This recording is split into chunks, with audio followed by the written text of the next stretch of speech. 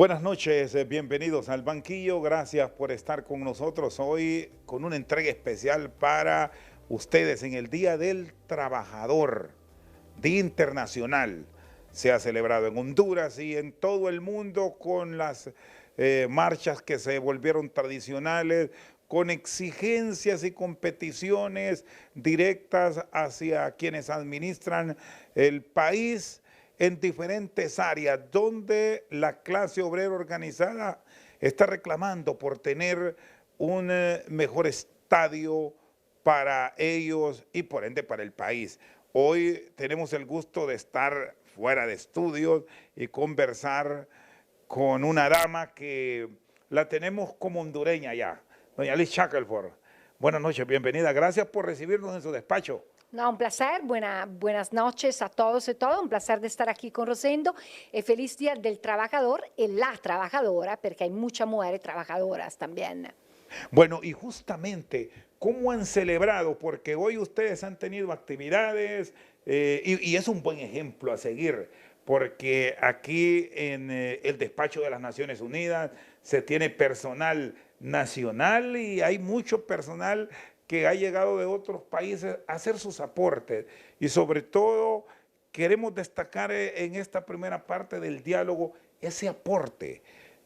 Nos vamos a apartar de los hombres que han tenido las mujeres, mujeres que con tesón aportan a sus hogares. Y aquí en Honduras hay un dato curioso, hay mucha madre sola que sostiene hogares, doctora Shackelford. Pues sí, absolutamente. Naturalmente cuando hablamos de empleo, cuando hablamos del trabajo, de un trabajo digno, como nos dice naturalmente digno y decente, como nos dice la misma Agenda 2030, el Objetivo de Desarrollo Sostenible, hablamos naturalmente de asegurar este derecho al trabajo para todos y todas. Y sabemos que en un contexto como Honduras, desafortunadamente ya tenemos un nivel de formalidad muy bajo, que es principalmente naturalmente con el sector público y una pequeña parte del sector empresarial, pero tenemos muchas personas que están en la informalidad y muchas de estas personas son mujeres. Y como exactamente tú lo mencionas, hay muchas mujeres que son jefes de hogares y que trabajan en la informalidad. Eso significa que no contribuyen al seguro social, no tienen un seguro social, no tienen tampoco una pensión en el momento que se jubilan. Muchas mujeres que trabajan en la informalidad, pensamos a la trabajadora doméstica, por ejemplo. No solo muchas veces trabajan bajo del salario mínimo, pero también sin ninguna protección. Los cooperantes, ¿qué impulso están dando? Porque ustedes tienen una serie de programas que tienen una identidad plena. Y ojo que no solo es para la capital, ustedes van tierra adentro, donde de pronto las necesidades para las mujeres son mucho mayores. ¿Cómo han llevado este acompañamiento desde Naciones Unidas para dar, o por lo menos pensar en proyectar una vida digna para estas féminas, doña Liz? Esta mujer, esta ciudadana de Honduras. Bueno, y nuestro trabajo se desarrolla en diferentes maneras. Primero de todo, tenemos una cobertura territorial bastante amplia. No podemos decir que trabajamos exactamente en todos los 298 municipios, pero trabajamos en una buena parte de los municipios del país. Tenemos también oficina en diferentes partes del país de algunas de las agencias de Naciones Unidas. Trabajamos naturalmente en acompañamiento a instituciones nacionales, instituciones locales, incluida la alcaldía, las municipalidades y otros, y trabajamos alrededor de varios temas. Naturalmente el tema del empleo, el tema del trabajo digno decente es prácticamente transversal a muchos de los temas que trabajamos. ¿Cómo podemos pensar de erradicar la pobreza extrema, que es el compromiso de la Agenda 2030, si no miramos naturalmente a fortalecer trabajo digno y decente, formalidad del trabajo para hombres y mujeres? Cuando hablamos también de lucha al cambio climático, de adaptación al cambio climático, de lo que estamos hablando también es también formaciones de nuevo trabajo, en particular el trabajo verde, trabajo que se ha enfocado en la sostenibilidad mismo del ambiente. Entonces, en ese sentido, trabajando con organización de la sociedad civil, con el sector privado, trabajando con grupos más excluidos, como por ejemplo pueblos indígenas, pero pensamos también a migrantes retornados, retornadas. Todo un trabajo también que tenemos de inclusión y de integración de estas personas que son deportadas nuevamente a Honduras y naturalmente naturalmente necesitan apoyo también en su integración laboral. Entonces allá estamos trabajando a diferente nivel con diferente institucionalidad. Recientemente las Naciones Unidas a través de la Organización Internacional del Trabajo estuvo testigo de la firma del acuerdo tripartito entre el sector privado, los sindicatos y el gobierno de Honduras per il programma de trabajo decente per il 2024-2027. Esto es un paso muy importante en Honduras. El hecho que este acuerdo tripartito de estas tres partes se haya logrado en un momento de grande polarización per il país es algo verdaderamente muy importante y allá le estamos dando la apuesta, allá estamos apoyando. La Organización Internacional del Trabajo facilitó y medió este proceso, pero como Naciones Unidas ya estamos dándole seguimiento y estamos identificando cómo apoyar específicamente. ¿Cómo encontrar una réplica de estas buenas prácticas que usted me plantea que Naciones Unidas ha tenido acompañamiento?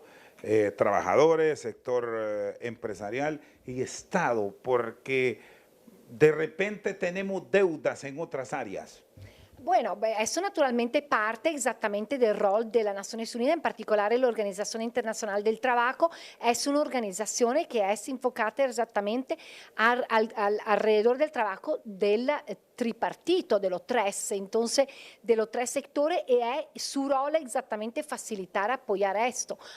Otra parte del sistema de las Naciones Unidas están acompañando, apoyando otro trabajo. Por ejemplo, ahora acabo de terminar una reunión con la directora Wendy Luz de la sede Sol, la directora en el tema de discapacidad, exactamente sobre la integración laboral de la persona con discapacidad y como Naciones Unidas, también como Naciones Unidas nosotros tenemos que hacer esfuerzo increíble y mucho más fuerte para asegurar una verdadera integración de personas con discapacidad al interno de nuestras organizaciones, porque esto no es el caso todavía.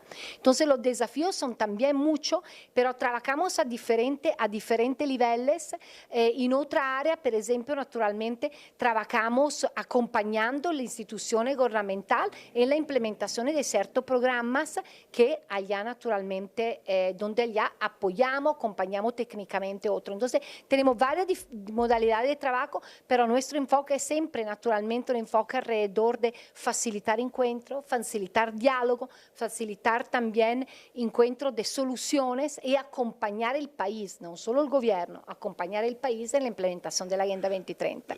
Doctora Liz Shackelford, ese asunto de leyes, muchas atenciones que se deben brindar por parte del Estado hacia los sectores de la sociedad, y arrancamos con esa enorme masa de población que vive en pobreza o no, donde después de sus años viviendo aquí, que ha tenido ya un recorrido por prácticamente todo el país, advierte usted, radican estos altos niveles de desaliento que observamos en un sector de la población hondureña? Bueno, Honduras tiene una serie de desafíos naturalmente muy claros alrededor de desarrollo sostenible, desarrollo humano. Iniciamos naturalmente con lo alto nivel de pobreza, y esto tiene que ser una de las prioridades, sino la prioridad principal alrededor de la erradicación de la pobreza extrema. Y sabemos que esto llega alrededor del 50% de la población y pobreza llega más al 70% de la población. Entonces, esto claramente es uno de los desafíos principales del país, y eso naturalmente se puede identificar geográficamente alguna zona más que otra, pero es un tema que afecta a todo el país y tiene que ser tomado naturalmente como una prioridad, como está pasando alrededor de algunos de los programas del gobierno mismo. Pero cuando entramos a mirar también el tema de la erradicación de la pobreza, tenemos que después desagregar el tema de las mujeres, por ejemplo, y la dificultad específica que las mujeres encuentran. Pueblos indígenas, extremadamente excluido, se non invisibilizzato in buona parte de acceso a los servicios de este país. Pensamos a la Mosquitia, una de las partes más invisibilizadas del país, donde la presencia del Estado es muy limitada. Pensamos a los pueblos afrodescendientes, Garífuna. Recientemente hemos visto por fin el establecimiento de la Comisión Intersectorial per dar seguimiento al cumplimiento de la sentencia de la Corte Interamericana en el caso de la comunidad de Garífuna. Pero sabemos que la comunidad de Garífuna son sono todavía víctimas de grande discriminación y de grande racismo institucionalizado que hay en el país todavía. Entonces, cuando miramos, como digo, al interno de la pobreza, identificamos a esta como una de las prioridades del país, tenemos que ver al interno de diferentes grupos. Hablábamos del grupo de personas con discapacidad, personas migrantes, LGBTIQ, mujeres también, madres solteras y otros. Entonces, allá es donde tenemos que naturalmente desagregar y ver los diferentes elementos, pero claramente el tema de la pobreza y añadiría el tema de la desigualdad. Honduras, il grande problema che tiene Honduras è infatti il tema della desigualdad. E questo non solo è una regione la más desigual nel mondo, América Latina, e ricordiamolo che quasi tutti i paesi di América Latina sono di renta media, però con una desigualdad de la más alta nel mondo, Honduras desafortunadamente está viendo también esta desigualdad creciendo. Y esto lleva naturalmente toda una serie de reflexiones, especialmente hoy, en el 1 de mayo, el Día del Trabajador y de la Trabajadora, exactamente qué está pasando, cómo estamos construyendo una sociedad más equitativa, donde hay una distribución más equitativa de la riqueza. Este programa que lo identificamos desde que fuimos objeto de la condonación por parte de los acreedores, que tuvo el impulso de las mismas Naciones Unidas, del cardenal Rodríguez, ¿ha sido efectivo en la erradicación de la pobreza o hay que pensar ahora mismo que todo ha ido evolucionando, doctora Shackelford, en revisiones, en ver dónde los impactos han sido positivos y en qué se tendrá que hacer modificaciones? Bueno, yo pienso que naturalmente, claramente podemos decir que algunos esfuerzos que se han logrado, que se han hecho en el curso del año no necesariamente han logrado todos sus resultados. Y entendemos que ahora una visión bastante diferente da parte de este nuevo gobierno, que en parte reconocemos también como crítica esencial. Primero, iniciamos con un alineamiento con la Agenda 2030, y que el mismo gobierno de la presidenta Xiomara Castro está alineado con la Agenda 2030 y allá hay una clara definición también de indicadores y metas para la erradicación de la pobreza. Pero aquí, ¿qué necesitamos? Primero todo es mirar a una visión integral, no una visión como solo de una intervención, una actividad, pero mirar a una visión integral. Eso significa verdaderamente mirar a un tema de protección social. Una visión de protección social que sea integral, donde uno ayuda sí con asistencialismo, con apoyo alrededor de un bono o de otro tema, pero también alrededor de mejorar el acceso de la ciudadanía a los servicios, no que cada usuario y cada beneficiario tenga que ir un día a la Secretaría de la Sede Sol, un otro día a la CESAL, un otro día a la Secretaría de Educación. Encontrar un lugar, un sistema único que le permita tener naturalmente respuesta en sus varias... La famosa simplificación administrativa. Bueno, que esto es un ejemplo, entiendo que esta parte exactamente el compromiso. Entonces, una visión de protección social con una política de protección social que se está trabajando y posiblemente una legislación sobre protección social, un enfoque alrededor también de pensiones no contributivas. Recordamos que en este momento en Honduras no hay poca pensión, hay poca persona con pensiones y las personas con pensiones, disculpa, son todas contributivas. Entonces, ¿dónde se crea un sistema per el cual personas, por ejemplo, que no tienen pensiones puedan tener por lo menos una cierta seguridad da parte del Estado? Esto es construir una visión de protección social integral, coordinada y no solo naturalmente liderada claramente en el caso de Honduras de la Sede Sol, pero en coordinación con todas las instituciones que son parte del gabinete social. Hay un tema, doña Liz, que se ha venido observando a nivel de país y que ustedes como cooperantes lo han señalado: la atención al migrante retornado. Estamos hablando de números a hoy, en estos primeros 4 meses del año que se han ido, de alrededor, por lo menos los contabilizados, de 13.000 retornados, pero gran parte de ellos, donde hay muchas mujeres y niños, pues solo están viniendo aquí de paseo prácticamente al país, porque se les deporta rápido, acumulan recursos y siguen intentando ese sueño del norte. ¿Cómo trabajar esta área de una manera integral y que el gran vecino del norte, donde soñamos con ir muchos, se identifique con verdaderos programas de apoyo para el país y así evitar que gran parte de fuerza laboral activa se nos esté yendo? Bueno, esta es naturalmente una pérdida muy grande para Honduras y para el desarrollo de Honduras. Las personas, los hombres, las mujeres, los niños, las niñas, son el capital humano de este país. Y naturalmente, una de las prioridades tiene que ser invertir en esta, y asegurar que esta persona se quede en el país. Pero para eso se necesita trabajo, se necesita empleo, se necesita seguridad. Recordamos que muchas personas son también resultado de muchas personas que salen del país o resultado de desplazamiento interno forzado, por ejemplo, de violencia basada en género de otro tipo. Entonces, allá seguramente este es un tema central y por esto le estamos dando mucha atención. Ahora, el año pasado fueron deportados a Honduras, retornados, se dice, pero estamos hablando de deportaciones, más de 50.000 personas. Estoy de acuerdo que tenemos todavía un desafío en saber qué pasa con estas personas, exactamente cuántas de estas personas vuelven verdaderamente a su comunidad y cuántas vuelven a salir una otra vez. Y digámoslo, muchas de estas personas vuelven al país deportadas en manera forzada, naturalmente, no de su voluntad, y llegan al país con una deuda, porque han tenido que endeudarse para hacer el viaje.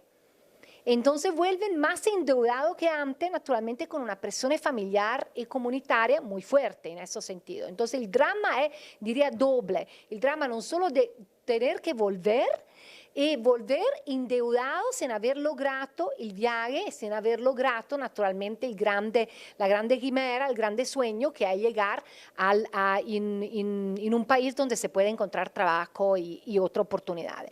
Aquí se requiere naturalmente respuesta una otra vez integral. Tenemos un pacto global sobre una migración segura, ordenada y regular.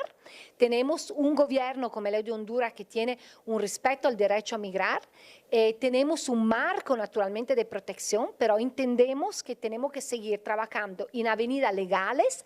Ya varios países como España, Estados Unidos, Canadá, entiendo ahora recientemente Polonia también, tienen acuerdo con Honduras para crear avenidas legales. Pero la realidad es que estos números son todavía poco para las necesidades, para el deseo de muchas personas. Entonces tenemos que trabajar en fortalecer esta avenida legal, fortalecer la comunicación alrededor de esto, porque hay mucha misinformación en la persona que sale del país, y fortalecer también al mismo tiempo la capacidad aquí en Honduras de reintegrar a esta persona o de prevenir la migración irregular. Muy bien, la doctora Alice Shackelford, coordinadora residente del Programa de las Naciones Unidas en Honduras. Hacemos una pausa, ya regresamos. Seguimos esta noche al banquillo en una entrega especial en el marco del Día Internacional de los Trabajadores y las Trabajadoras en el mundo. Doctora Shackelford, el tema de la seguridad. Hay mucha preocupación porque no se está dando la atención a nivel del país para la protección de sectores que han sido vulnerados históricamente, y nos llama la atención los temas relacionados con la violencia hacia la mujer. Hay mucho feminicidio en el país. Sí, bueno, naturalmente, primero de todo, naturalmente reconocer que el tema de la violencia en general es un tema naturalmente muy preocupante en el país, y tenemos que recordarnos que todavía los números también se han levemente disminuido y ponen también todavía Honduras uno de los países más violentos en la región a livello global. Y al interno de eso, naturalmente, el tema del femicidio. El tema del femicidio, donde ya este año estamos prácticamente a 70 femicidios desde el inicio de este año, y naturalmente a esos son los que son contados, que son de los cuales sabemos o estamos al tanto. Y recordámoslo que los femicidios siguen todavía con más del 90% de impunidad. Entonces, eso sigue en un cierto sentido normalizando y legitimando la violencia hacia mujeres y niñas, los femicidios. Y naturalmente eso sigue normalizando un patrono machista, un patrono patriarcal, que sigue mirando a la mujer como un objeto sexual, como un cuerpo dedicado a ser niños, a ser niñas, como digo, una ciudadana de segunda clase del país y no con su derecho naturalmente a vivir libre de violencia, libre de femicidio y libre de discriminación. La Constitución misma lo dice, entonces esto requiere naturalmente un esfuerzo de parte de todos y todas. Pero el hecho que se tiene que hablar de esto, el hecho que se hable del tema de los femicidios, que se hable de la existencia de la violencia hacia mujeres y niñas, al interno de los espacios de la casa, pero también en otro espacio, es crítico, porque solo en esta manera podemos dar un cambio a esta norma cultural que sigue normalizando y legitimando en un cierto sentido no solo la violencia hacia mujeres y niñas, pero los femicidios mismos. Cada vez que una mujer es matada en manera violenta, cada vez que hay un femicidio, todos y todas tenemos que llorar y tenemos que pensar que allá no solo se ha perdido una vida humana que no podrá más contribuir al desarrollo de este país, pero estamos dejando niños y niñas huérfanos y muchas veces que han asistido al mismo homicidio de su madre. Imaginarse qué trauma estamos creando. ¿Y qué papel deben estar jugando ahora los entes de investigación? Porque a pesar de estar muriendo, bueno, una persona diaria, prácticamente dama muere en asesinada, no muere, asesinada. Sí. ¿Y qué pasa con la investigación? Bueno, eso es seguramente... ¿Cuál es la gran deuda que hay? Porque aquí estamos en pañales en los procesos de investigación criminal. Esto es seguramente uno de los elementos que se tiene que reforzar. Hay muchos elementos sobre los cuales se tiene que trabajar, pero una estrategia, digamos, más coordinada, una estrategia más enfocada alrededor de la prevención de los femicidios, pero el tema de la investigación es crítico. Entonces, porque muchas veces no hay capacidad investigatoria, no hay capacidad especialmente en diferentes partes del territorio. Yo me recuerdo sentada recientemente con un grupo de organización de mujeres en La Ceiba diciendo que allá no hay capacidad investigativa. En La Mosquitia tampoco. En mucha parte del país, las mujeres llegan también a la policía para hacer la denuncia, no le toman la policía porque la computadora no está funcionando o porque el policía piensa que esto no es necesariamente su prioridad y le dice a la mujer de volverse a la casa y encontrar un acuerdo con el compañero, con el esposo. Entonces, allá tenemos una serie de problemas también institucional, esfuerzos se están haciendo, pero se tiene que reforzar. El tema de la investigación y de la capacidad investigatoria, de la herramienta per l'investigazione es crítico, porque si no, en este caso, las pruebas se pierden y recordamos también que muchas veces las mujeres que sí ponen la denuncia son muchas veces forzadas también a repetir su trauma porque tienen que hablar primero con la DPI, después con la policía, después con el hospital, después con esto, y allá naturalmente estamos exponiendo a la mujer también a repetir el trauma que ya ha vivido. Deberían buscar caminos más expeditos, acciones más concretas para las investigaciones. Absolutamente. El lugar, entonces la idea, por ejemplo, de Ciudad Mujer es una idea muy, muy interesante, porque la idea también de Ciudad Mujer era exactamente que la mujer podía llegar a este espacio y allá encontrarse con la DPI, con la CEMUER, con la CESAL, con las varias instituciones, encontrar una respuesta allá y un apoyo conjunto, pero en este momento tiene que ir en diferentes lugares.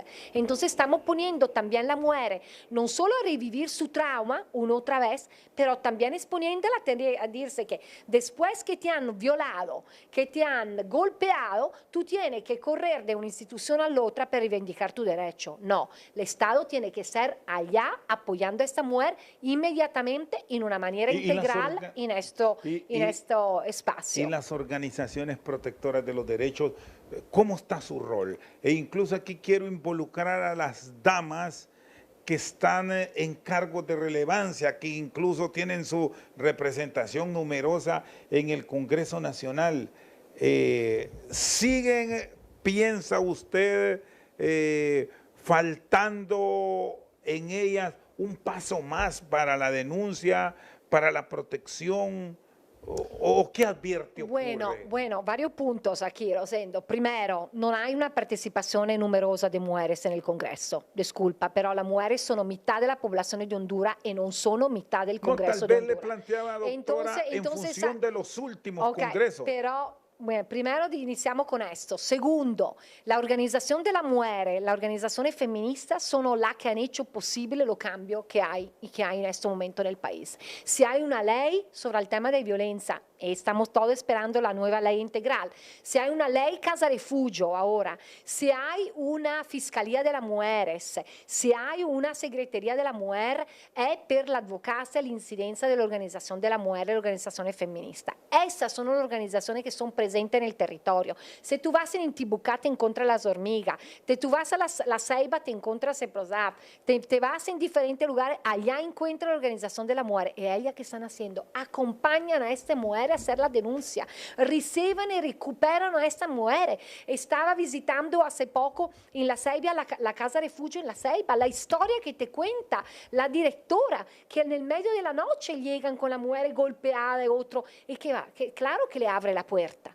Esta es la realidad en la cual estamos, que esta organización, esta Casa Refugio, que son lideradas y gestionadas de parte de la organización, son una de las pocas respuestas que hay en este momento. Entonces, el espacio, el trabajo que se está haciendo también con la Secretaría de Asuntos de la Mujer, de trabajar junto a la sociedad civil, tiene que seguir fortaleciéndose, porque es solo a través de un trabajo conjunto.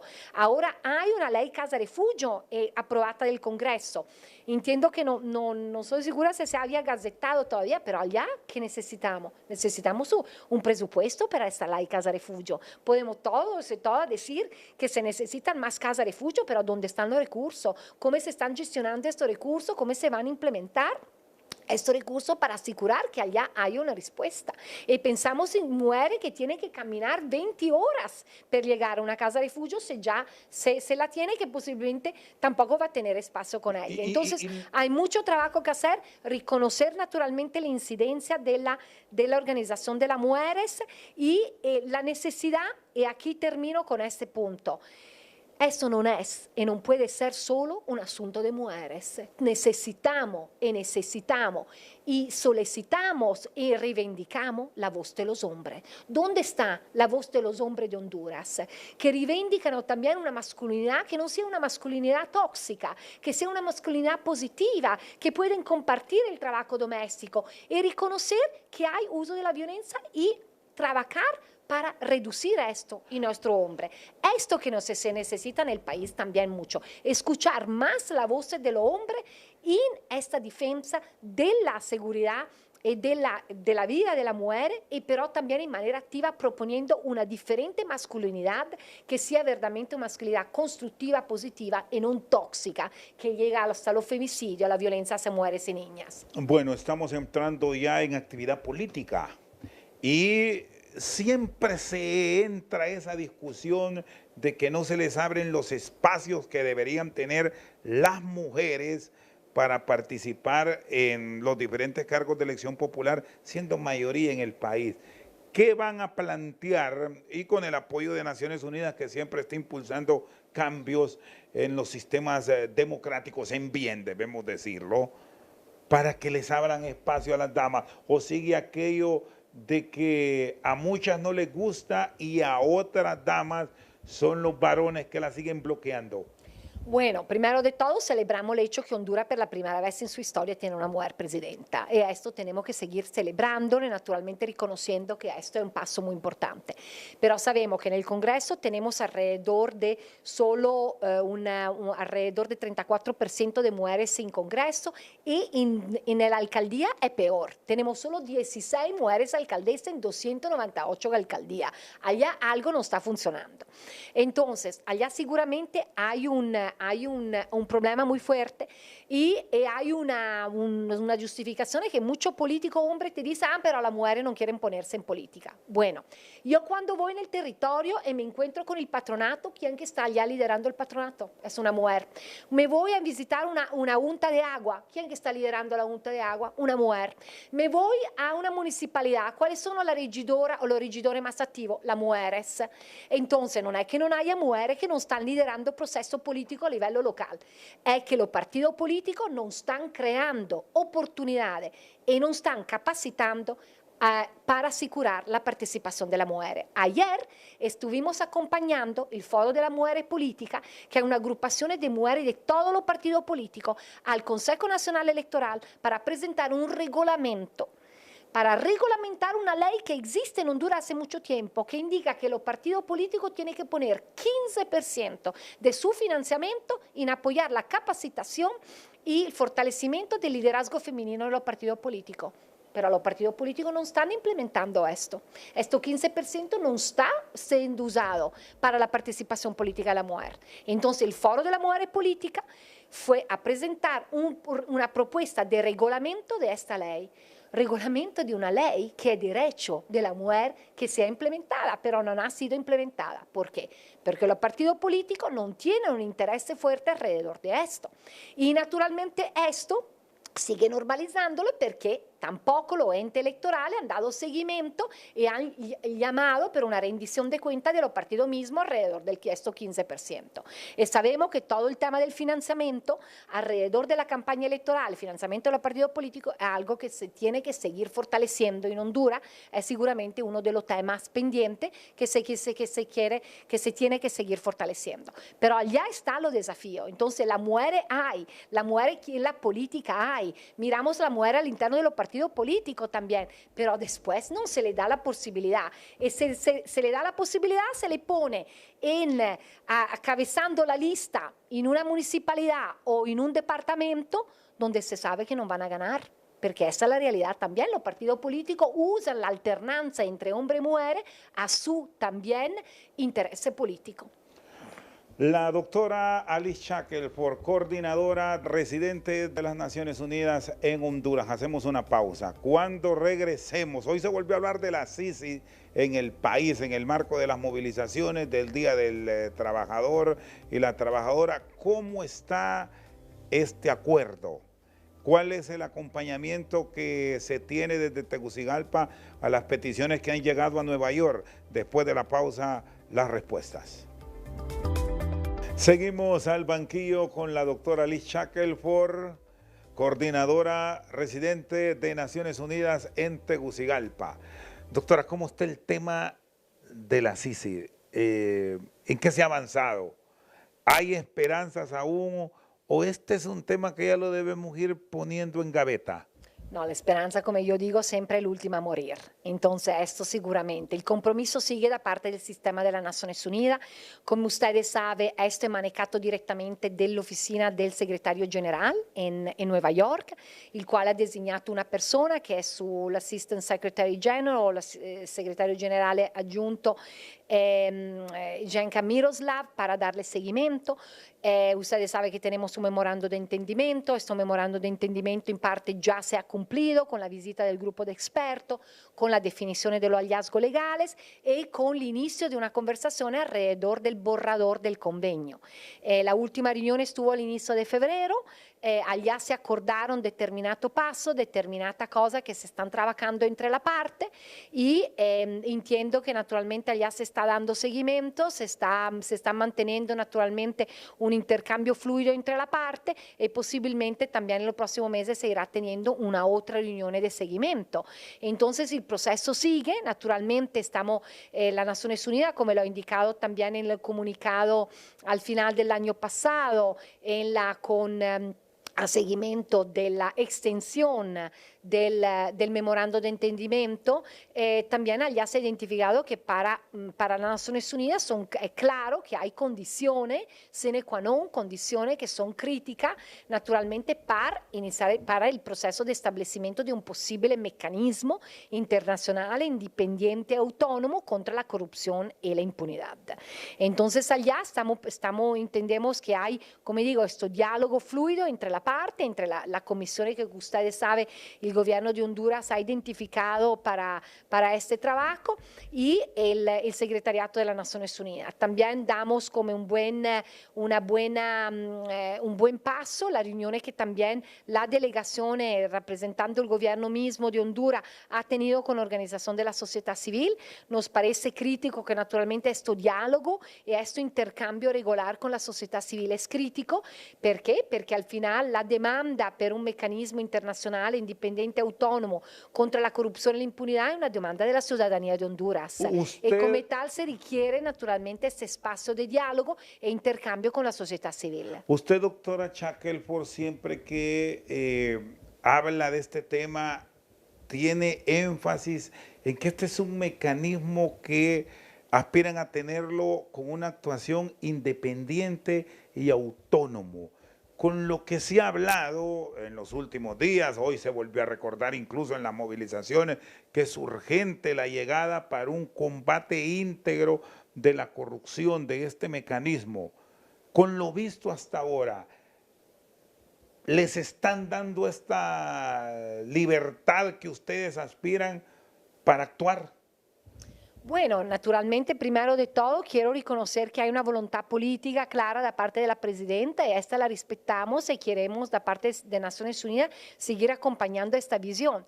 Pero claramente hay una serie de desafíos, primero de todo, al interno del mismo Congreso Nacional y verdaderamente poder articular una agenda legislativa con enfoque anticorrupción que sea eficiente, que sea efectiva y que pueda lograr verdaderamente acuerdo. Estamos ya a final de abril, bueno, al inicio de mayo, disculpa, ya estamos al inicio de mayo y todavía algunas de las reformas de las cuales se habla mucho no se han probado todavía en el Congreso Nacional. Y esto independientemente del mecanismo internacional independiente es naturalmente una valoración. Es decir, el Congreso es punto clave, bueno, que les apoye y les empuje. Es uno de los puntos, naturalmente. Entonces, allá es necesario alrededor de esto. Se necesita también asegurar el seguimiento a la propuesta de la Estrategia Nacional para la Transparencia y la Lucha contra la Corrupción, que el mismo sistema de las Naciones Unidas y varios cooperantes han apoyado la Secretaría de Transparencia en preparar, que entendemos que está todavía bajo revisión de la Presidenta del Gabinete de Gobierno. Esto es un otro elemento, otro importante paso. Y otra cosa que se tiene que seguir fortaleciendo, independientemente, naturalmente, de un mecanismo internacional, independiente, autónomo, Tribunal Superior de Cuentas. La elección del reciente Tribunal Superior de Cuentas y como esta no se hicieron exactamente de la forma más transparente, más de consulta, como se hizo, por ejemplo, en el proceso de la Corte, hasta que llegó naturalmente al Congreso, naturalmente lleva alguna preocupación en ese sentido. El Tribunal Superior de Cuentas es una institución fundamental. Naturalmente tenemos también pendiente reforma al Código Penal, del famoso Código Penal que se reformó en el feriado morazánico del 21, un par de meses, literalmente un mes antes de las elecciones, que allá también afecta directamente la lucha contra la corrupción. Entonces, lo que estoy diciendo es que hay un trabajo muy fuerte que hacer a través de los tres poderes del Estado, con un enfoque de Estado, con una política de Estado que vaya verdaderamente fortaleciendo cosas que se pueden seguir actuando y que varios cooperantes están apoyando ya en términos de transparencia y lucha contra la corrupción, mismo Naciones Unidas, pero también muchos otros cooperantes, Suiza, Unión Europea, Estados Unidos, muchos cooperantes están apoyando con intervenciones específicas, bancos también de desarrollo. En el caso de este acompañamiento paralelo que requieren del legislativo, que va a ser fundamental, me habla del Tribunal Superior de Cuentas, pero ya está electo, ya hay un órgano con funciones. Eso puede ser un punto a revisar que genere discusiones profundas, por cuanto, reitero, ya se hizo una elección que no estaba enfocada como pretendió o pensó la comunidad cooperante se debió hacer. Bueno, naturalmente yo estoy hablando naturalmente del compromiso alrededor del proceso de transparencia y proceso naturalmente de consulta alrededor de nombramientos. Pero eso naturalmente que uno de los temas que está pendiente en la agenda de la misma, entiendo, Comisión Anticorrupción del Congreso Nacional, que recordamos es la primera vez que el Congreso Nacional tiene una Comisión Anticorrupción, esto lo celebramos, es exactamente todo el tema del nombramiento de altos funcionarios. Entonces, legislar, tener más claridad sobre los procesos proceso para asegurar esta rendición de cuenta, para asegurar esa transparencia, es algo importante. Ahora, tenemos que también asegurar, como digo, la revisión del Código Penal que le permite o no le permite también al Tribunal Superior de Cuentas actuar o limita esto y revisar naturalmente cómo todo el sistema anticorrupción funciona, cuáles son las instituciones y cuáles son las deficiencias que hay en ese sentido. Un otro tema en ese sentido muy, muy importante es uno de los legados más importantes de la Maxi en Honduras, es exactamente el circuito anticorrupción. Queremos ver fortaleciendo esto, tenemos ver fortalecida una oferta fortalecida, no una oferta desfortalecida. Entonces, estos son todos esfuerzos que tienen que seguir en esta dirección para mostrar que el compromiso es claro y contundente y que hay mecanismos, hay circuito anticorrupción, hay jueces, hay todo un sistema que se fortalece, no que se tiende de delimitar también en su actuar. Hay una propuesta que se conoció para discutirse en la Cámara de la congresista Xiomara Hortensia Zelaya Castro. Habla de el acompañamiento que ha solicitado Naciones Unidas, pero al final no le da esa libertad que prácticamente aspira a tener la misión en Honduras en caso de instalarse, que limita ciertas acciones. Esas propuestas, ¿qué revisión deben tener? ¿O cómo encontrar en el Congreso Nacional armonía frente a lo que pide Naciones Unidas? Bueno, primero de todo, naturalmente reconocer que al interno del Congreso, los congresistas y la congresista tienen naturalmente el derecho de presentar su propuesta de ley y otro. Esta propuesta yo entiendo que no estuvo discutida con el equipo de Naciones Unidas que está trabajando en este tema y naturalmente parte del intercambio que se irá teniendo podrá ser también alrededor de la misma, pero en este momento es la propuesta de una diputada al interno de un Congreso donde se pueden tener también diferentes propuestas. La cosa importante es que se mantenga este diálogo entre las Naciones Unidas, la Oficina del Secretario General y el Gobierno de Honduras para entender qué tipo de reforma, si necesaria, es necesaria para el mismo mecanismo. Entonces, el diálogo es crítico, porque construir alternativas, construir opciones sin tener un diálogo, sin tener este intercambio, tampoco puede producir los resultados. Entonces, mi mensaje es que el Gobierno de Honduras tiene que seguir naturalmente manteniendo este diálogo con la Oficina del Secretario General para encontrar exactamente, definir exactamente cuáles son las reformas, cuáles son los procesos que son necesarios para, como digo, apoyar un posible mecanismo internacional independiente. Usted me plantea, doctora Shackelford, algunas de las iniciativas en las cuales deberá entrar el Congreso a discutir. ¿Cuáles son innegociables? Si podemos usar este término, que Naciones Unidas va a decir, necesitamos ir por esta posibilidad de aprobar para tener un mecanismo fortalecido. Enuméreme algunas. Bueno, yo no le voy a enumerar algunas porque naturalmente esto no es mi rol. Esto es con la Oficina del Secretario General de las Naciones Unidas. Nosotros aquí, como Naciones Unidas, estamos acompañando este proceso. Hemos apoyado naturalmente el grupo de expertos y otros, pero no es mi rol definir esto. Esto es parte del diálogo entre las Naciones Unidas y el Gobierno de Honduras. Pero naturalmente, como ustedes saben, y allá mirando también las prioridades de la misma Comisión Anticorrupción del Congreso Nacional, podemos identificar algunas que independientemente si son parte exactamente de este diálogo, son críticas. Pensamos a la ley de colaboración eficaz, pensamos naturalmente al nombramiento de alto funcionario, pensamos al tema de las inmunidades, pensamos al tema del Código Penal que acabo de mencionar, que se aplica también muy problemático en el caso de femicidio, de violencia hacia mujeres y niñas, donde reducieron la pena también en ese sentido. Entonces, hay toda una serie de temas que son ya en la agenda pública, que son parte de la agenda de la misma Comisión Anticorrupción y que tienen que seguir fortaleciéndose. Pero ¿esto qué significa? Significa verdaderamente que el Congreso puede ser un espacio donde la varia parte política, donde las varias fracciones puedan encontrar una agenda común alrededor de la anticorrupción. Todos los partidos políticos dicen que son comprometidos a la anticorrupción. Bueno, iniciamos con esta ley. El año pasado se lograron 3 reformas muy importantes. Hay otra pendiente, estamos ya a mayo, bueno, ¿cómo es que se sigue adelante? ¿Cuál es el diálogo y el acuerdo entre la parte para asegurar que esta agenda siga? Porque independientemente de un mecanismo, el país lo necesita. Muy bien, la doctora Liz Shackelford, coordinadora residente de las Naciones Unidas en Honduras, con nosotros al banquillo. Vamos a la pausa. El tema del financiamiento, cómo lo esperan llevar, porque se va a necesitar mucha plata al instalarse, si finalmente se da la llegada de la CICIG a nuestro país. ¿Cómo lo van a manejar? ¿Hasta cuándo se va a esperar? Es la otra gran interrogante, sobre todo porque en el mes de septiembre hay convocatoria de elecciones y cuando aquí en Honduras se entra política, doctor, estamos entrando a unos escenarios complicados.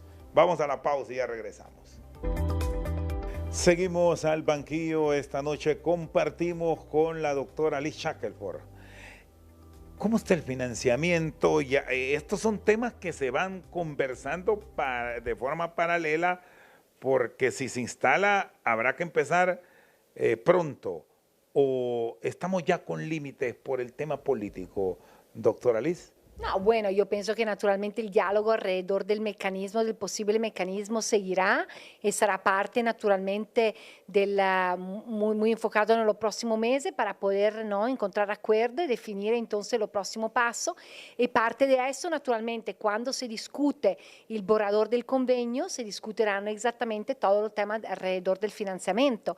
Pero allá repetimos, y pienso que la lección es aprendida de la Maxi, la lección aprendida de la CIGIC en Guatemala, nos indican muy claramente que el financiamiento, que cuando hablamos de un mecanismo internacional independiente, eso significa también independiente en términos de financiamiento. Varios países han indicado interés y disponibilidad a naturalmente apoyar en el momento que este mecanismo se establezca. Entonces yo diría que allá hay una claridad alrededor de la independencia, alrededor del hecho que una parte de la comunidad internacional está interesada alrededor de esto, porque como yo digo siempre, Honduras no está sola, Honduras siempre acompañada de la comunidad internacional, de la cooperación internacional que quiere el mejor para este país y que entiende que la lucha contra la corrupción es crítica para fortalecer no solo la democracia y el Estado de Derecho, pero el mismo desarrollo del país. Es decir, la plata la pondría la comunidad externa y que el Estado de Honduras como tal no tenga una intervención por aquello de la suspicacia que puede generar por asuntos estrictamente políticos. Claro, esto es parte de las lecciones aprendidas en otro caso. Eso no significa que el Estado naturalmente no pueda contribuir a alguna cosa específica. Esto será parte naturalmente del diálogo y del acuerdo entre la parte en la discusión alrededor del borrador del convenio. ¿Y cuánto es el tiempo límite o qué dice la experiencia de instalar un mecanismo en plena campaña política? Bueno, esto naturalmente llevará sus desafíos, no hay un tiempo límite, no hay un tiempo definido, excepto naturalmente la solicitud y la expectativa de la ciudadanía, que es de tenerlo ayer, no tampoco mañana. Entonces, allá reconocemos que naturalmente hay un esfuerzo, una solicitud, una muy fuerte demanda ciudadana alrededor de esto. Pero esto que seguimos siempre manteniendo la importancia de la transparencia, del diálogo con la ciudadanía, con la organización de la sociedad civil, para que se sienta verdaderamente que se está respondiendo a una demanda ciudadana. El proceso político, bueno, naturalmente llevará su desafío, como usted ha mencionado, vamos entrando ahora oficialmente en el periodo electoral en septiembre, ya estamos en una fase preelectoral bastante activa y naturalmente a esto llevará toda una serie de desafíos y estoy segura que la parte interesada discutirán también alrededor de esto. ¿Qué piensa de la forma en que se está manejando la actividad política? Porque nosotros planteamos del inicio de la misma con la convocatoria, pero parece que en esta ocasión ahora sí se adelantaron. Bueno, yo pienso que ya en general, naturalmente, 4 años como término de gobierno son muy poco. Entonces, la realidad es que ya a un cierto punto en el percurso ya se va preparando para la próxima elección. Esto pasa en Honduras como en otros países y naturalmente todo el trabajo alrededor de la primaria toma su tiempo para toda la dinámica al interno de los partidos políticos. Pero naturalmente vemos que primero de todo reconocer que hay interés de candidato, yo pienso que es un elemento bueno tener precandidato y precandidata, porque significa que la gente quiere todavía invertir y trabajar en la política. En muchos países se está haciendo siempre más dificultad encontrar personas que quieren ponerse en la política. Entonces, yo pienso que esto es un buen señal y lo tenemos que celebrar. Naturalmente, esto tiene que pasar y estos son los puntos más importantes para nosotras. Primero de todo, que esto se haga en un marco de respeto, de rechazo a los mensajes de odio, los ataques y el uso de las redes sociales en manera constructiva. Nos preocupa mucho la misinformación y sabemos que en el contexto electoral esta incrementa y sabemos que en el contexto electoral previo estuvo muy alta. La misinformación, lo ataque a quien piensa diferentemente, a quien se posiciona diferentemente, con muchas veces ataque con mensajes de odio muy presente en las redes sociales. Esto preocupa mucho y en una polarización muy fuerte y naturalmente también el fortalecimiento y la implementación de un código de ética que es necesario en este tipo de ¿Qué va contexto. a ser, debemos decir, esta recomendación y esta aspiración que tiene como embajadora aquí en nuestro país, doctora Shackelford? Es bastante difícil, ojalá lo logremos, de no tener campañas de odio, de cuestionamientos, olvidándonos de la propuesta.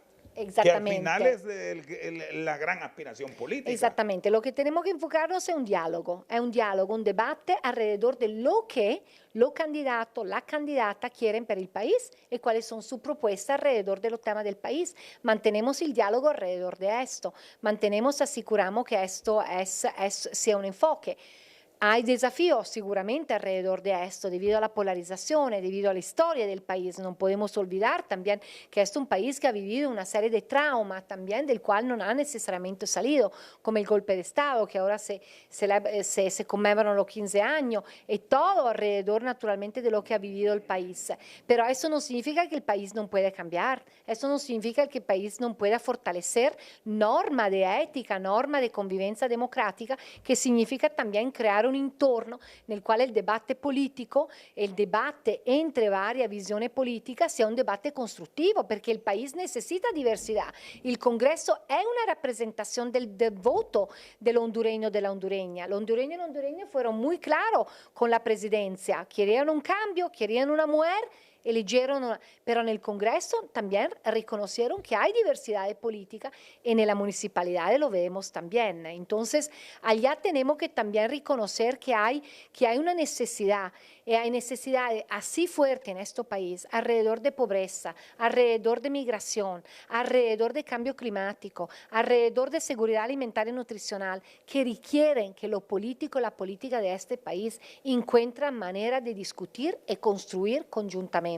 Si no, este país no va a tener una oportunidad de reducir la migración al externo, de construir verdaderamente una nueva esperanza en este país. La clase política tiene una responsabilidad fuertísima, altísima en ese sentido, de llevar a un debate diferente, un debate constructivo. Y solo un punto para finalizar y dejar estos elementos claros, porque me decía en el diálogo, doctora Shackelford, que se empezó muy antes de lo que planificaron quizás algunos políticos, y que de repente alguien insiste que 4 años son muy pocos. Bueno, esto naturalmente será parte de un debate nacional en el cual no entro. Naturalmente 4 años son pocos, en el sentido que pasan muy rápido, pero esta es la vida que tenemos y muchos países en la región tienen este mismo periodo. Entonces allá naturalmente es una conversación per un otro momento. Pero aquí naturalmente necesitamos asegurar, y aquí el tiempo sí que se está marchando muy rápido, asegurar que haya un presupuesto aprobado en el momento que el CNE, Consejo Nacional Electoral, presenta su presupuesto, yo entiendo muy pronto, en la próxima semana al Congreso, que esta sea aprobado para asegurar que todos los procesos de contrataciones que son necesarios para la primaria y después para la general se hagan a tiempo. Nos recordamos todo las elecciones del 21, donde la ley electoral se aprobó el día antes de la convocatoria y el presupuesto del CNE se aprobó prácticamente a menos de 3 meses antes de la general, creando un trabajo casi quasi impossibile per il Consejo Nacional Electoral, però lo lograron nel medio de grande difficultad alrededor del sistema de transmisión de voto. Recordámonos también que la ley procesal electoral está todavía pendiente. No podemos, Honduras no puede ir a una otra elección una otra vez sin código procesal electoral. El Tribunal de Justicia Electoral ha hecho un increíble trabajo también y tenemos que asegurar que esto también siga. Todo el tema naturalmente del financiamiento, me agrada ver que los candidatos y candidatas se están presentando, la unidad de política limpia, importantísimo. Esto mensaje de transparencia, esto mensaje de rendición de cuenta, la cuenta bancaria, todo el trabajo de la unidad de política limpia que sabemos que se tiene que fortalecer, independentizar, tener más capacidad investigativa, es muy importante. Hay mucho trabajo que hacer, pero allá seguimos con estas convicciones que el proceso democrático es crítico para Honduras ed è critico principalmente per l'hondureño e la hondureña. Io mi ricordo en noviembre del 21 ver así muchas mujeres, así muchos hombres y niños y niñas acompañando a su padre yendo a votar en manera pacífica y verdaderamente con una fuerte convicción que el cambio era necesario y que su voz es importante. Doctora, le agradezco su tiempo y feliz día del trabajador y la trabajadora, porque aquí sí tenemos una buena identificación en Naciones Unidas. Bueno, fuerte abrazo. Gracias. Feliz noche. Feliz noche. Un abrazo a todas, a todos y todas. Gracias. La coordinadora residente de las Naciones Unidas en Honduras, la doctora Liz Shackelford, esta noche en el banquillo. Por su sintonía, muchas gracias.